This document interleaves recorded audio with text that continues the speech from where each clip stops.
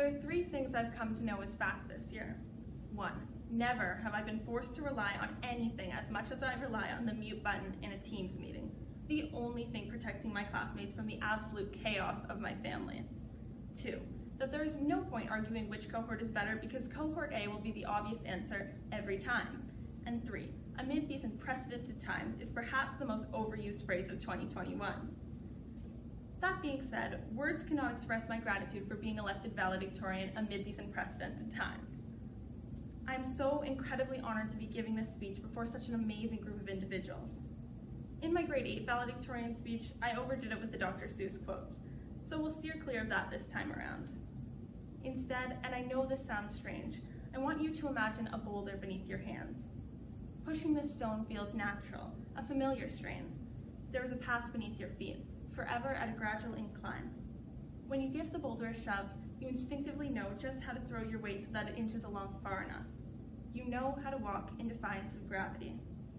The rhythm of the journey is as familiar as the halls of Holy Cross, as recognizable as the faces of your peers.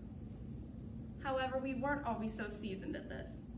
Although you may have tried to banish all memories of your 14-year-old self from existence, you might not have completely forgotten how it felt to be at the base of our mountain, when the peak seemed impossible to comprehend. On one day in particular, we were herded into the auditorium and instructed to take out our phones. The first and last time we'd be asked to do that in that space. We would be taking a poll, naturally, by playing a game of Kahoot. One question of special importance appeared on the screen. It asked something along the lines of, what class would you like to be? Those little green, blue, yellow, and red buttons offered their suggestions. Answers like fortitude, compassion, or patience. I don't recall exactly what these options were anymore, but I do know what we chose. The votes were in, and that colorful bar graph proclaimed the word motivation as the winner. I imagine many of us chose this word because it sounded like something that would look nice on a plaque. Nevertheless, this decision was the first push of our boulders, our first step up the mountain. We were to be the class of motivation, and that irony is not lost on us today. To be frank, our senior year was about as normal as a 14-week long March break. But returning to that irony, when the country, when the entire world shut down, when we holed up in our homes, and when our education was occasionally confined to a laptop screen, we needed motivation now more than ever. You see, up to this point, the trail up the mountain had been relatively well lit. We had every reason to believe that we'd cruise into graduation with a handshake, a firm clap on the back, and the promise of debilitating student debts awaiting us in the near future.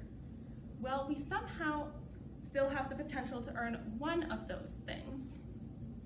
The final stretch of our high school journey was instead wrought with fog and unexpected dips in the path. And no amount of vague advice from the seniors before us, written on letter paper with Sharpies, could have counseled us on coping with a global pandemic. Our journey had us climbing 6 feet apart, and other times even further isolated than that. You may have tipped your masked face up to the sky, feeling as if the mountain you've been climbing for the past few years had never been so shrouded in uncertainty, the landscape never so alien.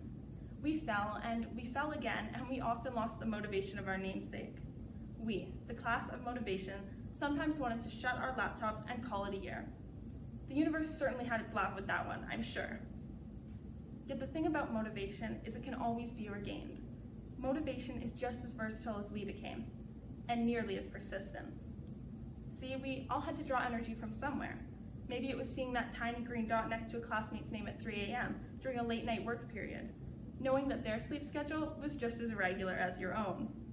Perhaps you capitalized on the unexpected perks of your situation, like the informal online school dress code or the surprising versatility of your bed, doubling as both an excellent place to sleep as well as the world's comfiest desk. Maybe it was the universality of it all. Together, we tackled temperamental technology and unstable Wi-Fi, and no one, not our parents or our teachers, nor any former graduate can say what they've experienced what we have. We, as a class, as a generation, shared this journey. It was a journey involving the adoption of odd hobbies, participation in online trends, and the acceptance of new responsibilities. Some people found their niches to pass the time. They picked up scarf knitting or dirt biking or even home workouts. Perhaps you found you rather liked not doing very much at all. Maybe you became a whipped coffee barista or a cloud bread baker as per the trend. You went on too many family walks and spent too many hours on Netflix to count. The climb had its share of unpredictability, yet here we stand, more adaptable, better educated, and further acquainted with our pets because of it. At this point, I'd like to revisit my analogy. Some of you may have heard the words boulder and mountain and wondered whether Dr. Seuss might have been a better route after all. Yes, I laced my speech with references to the story of Sisyphus, but this was a decision made with intent. Sisyphus was a disgraced Greek king, doomed by Zeus to suffer an especially grueling type of torture. Sisyphus would spend his days laboring over an immense boulder, pushing it to the top of a mountain, only for it to roll back down to the bottom in a terrible tumble of disappointment and wasted effort the next day. See, Sisyphus was nothing if not persistent, and there was a lesson to be learned there.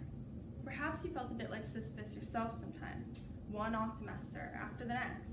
Yet there was one crucial deviation between this former Greek king and us. We made it to the top of our mountain.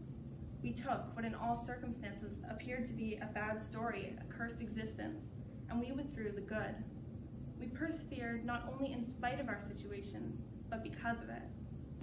Here at the top, we have a clear vantage of the entire mountain. We recall the memories from this year, while also reminiscing over those from the past 3, the sports teams and clubs, the dances and events, our time spent in the classrooms and the halls. We thank the teachers, school staff, and administrators, none of whom applied to Teachers College anticipating teaching through a global pandemic, but all who persisted so we could have the best experience anyways. We convey our appreciation for our families, who gave us countless pushes forward and tolerated our prolonged presence at home. We thank our friends for their much-needed camaraderie during our journey. On behalf of my class, I express my sincerest gratitude. Here at the summit, the fog is beginning to lift, and the promise of a return to normalcy is thick in the air. Aside from needing to relearn how to control my facial expressions and refresh my social skills, I think I am ready. This expedition may have come to an end, but today we see what Sisyphus never could. New journeys, new mountains looming ahead, the silhouettes of unexplored cliffs set against a gradually clearing sky, standing tall with future promise and potential. Your next adventure awaits you, whether that be further schooling, entering the workforce, surrounding yourself with excessively large groups of people when it is safe to do so, just because, or something else entirely. Life is a series of mountains, so keep fueling that spark of motivation. Channel that persistence you developed this year. That being said, don't forget to admire the scenery, appreciate the people you pass, and set up camp from time to time to rest. Put one foot in front of the other and shove that rock inch by inch, knowing that there will be days like these on the horizon. So cherish the view from up here. Enjoy the breeze under your breezy graduation gowns. Relish in your success. You've all earned it. We are the year of spiritual connection and Wi-Fi connection, the grade of 30-minute Teams calls and last-minute mask runs, the year of time simultaneously going really, really slow, yet really, really fast. We are the class of 2021, the class of motivation. Together we are stronger, but in isolation, we showed our strength. Thank you, Holy Cross. It has been an honor.